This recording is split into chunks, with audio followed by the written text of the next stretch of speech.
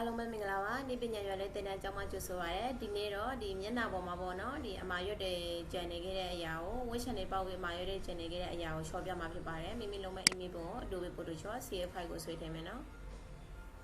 CF file နဲ့လုပ်မှာဖြစ်ပါတယ်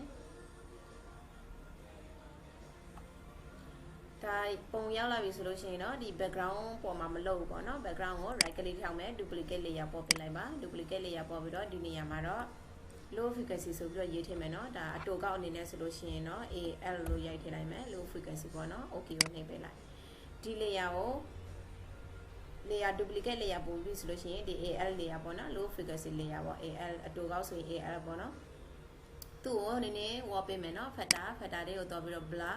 Gaussian blur လေးနဲ့ဝါပေးမယ်ဒီမှာ Gaussian blur ကိုနှိပ်ပါဒီနေရာမှာ15လောက်ထားဝါမယ်နော်15ပြီးရင် okay ကိုနှိပ်ပေးလိုက်မယ်နောက်ထပ်တစ်ချက်ဒီ background layer ကိုပဲ right click duplicate layer ထပ်ပေါ်မယ်ဒီနေရာမှာတော့ high frequency ဆိုပြီးရေးမယ်အတူကောက်နေနဲ့ HL လို့ရေးပေးလိုက်မယ် okay ကိုနှိပ်ပေးမယ်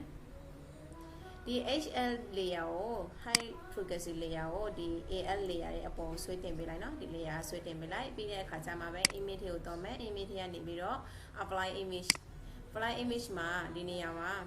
ဒီ layer ဆိုတဲ့နေရာလေးမှာဒီ AL ကိုရွေးပေးရမယ်နော် low frequency ကိုရွေးပေးရမယ်နော်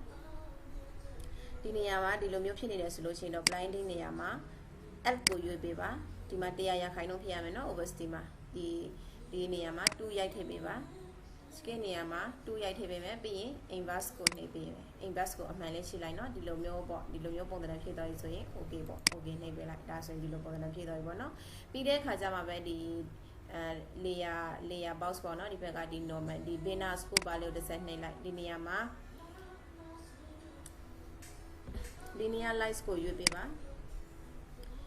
linear lights ကိုရွေးပေးပြီးတော့ပြီဆိုလို့ရှိရင်တော့ patch tool လေးကိုယူမယ်မှာတော့ patch tool ကိုယူမယ်ယူပြီးတော့ဒီကိုအမာရွက်တွေရှိတဲ့နေရာလေးတွေကိုပေါ့ဝိုင်းပြီးတော့အစားထိုးပေးလိုက်မယ်ဒီနေ့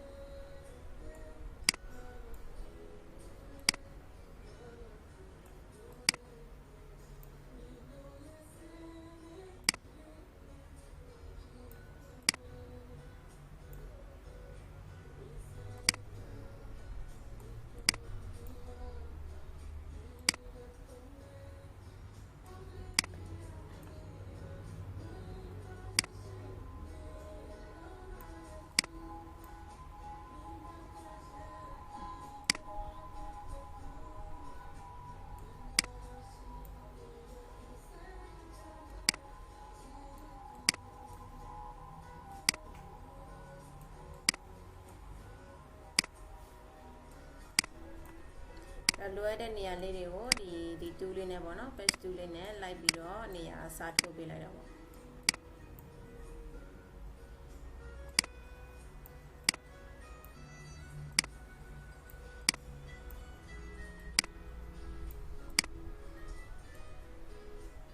ဟုတ်ပြီဒီနေရာလေးရပြီဆိုလို့ရှိရင်တော့သူ့ကို control D နဲ့ selection ဖြောက်လိုက်မယ်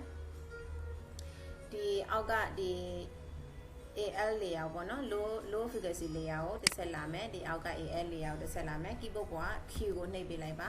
keyboard က Q ကိုနှိပ်ပေးပြီးတော့ဆိုလို့ရှိရင်တော့ brush tool လေးကိုယူမယ် another one နေတဲ့ပုံလေးကိုယူထားပေးနော်ဒီမှာ opacity မှာလည်း100 flow မှာလည်း100ထားပြီးတော့သူ့ကိုဒီလုံးမဲ့နေရာလေးကိုပေါ့လိုက်ဆွဲပေးလိုက်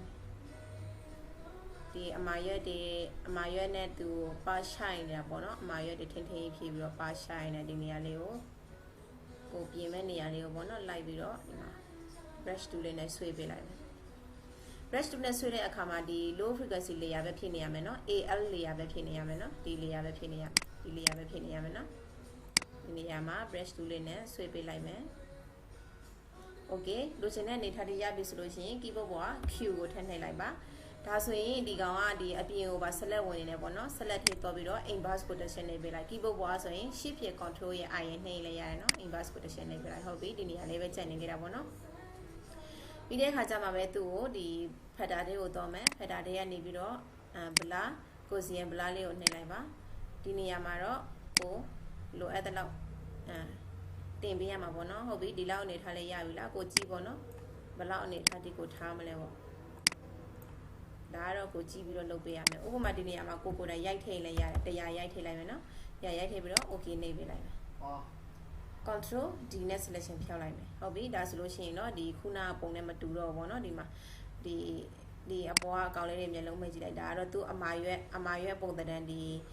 ကြောက်ပေါက်ခရလေးတွေနဲ့ပေါ့အကုန်လုံးအမာရွက်တွေရှိုင်းနေတဲ့နေရာလေးတွေကိုသူကဖြည့်ပေးတော့တာပေါ့နော်ဒါဆိုလို့ရှိရင်တော့ဒီမှာလုတ်ပြီးတော့တဲ့ပုံလေးပါဒါဆိုလို့ရှိရင်တော့တငယ်ချင်းတို့အနေနဲ့အကုန်လုံးလိုက်လို့အဆင်ပြေမယ်လို့မျှော်လင့်ပါတယ်ဒါကတော့အရင်လွယ်တဲ့သင်ခန်းစာလေးပေါ့နော်ဒါဆိုရင်အားလုံးကိုကျေးဇူးတင်ပါတယ်တကယ်လို့လုံးမထီဘူးဆိုလို့ရှိရင်တော့နေပညာရော်တဲ့သင်တန်းကျောင်းမှာဆရာပိုကျောင်းကိုဖုန်းခေါ်ပြီးတော့အသေးစိတ်မေးမြန်းနိုင်ပါတယ်အားလုံးကိုကျေးဇူးတင်ပါတယ်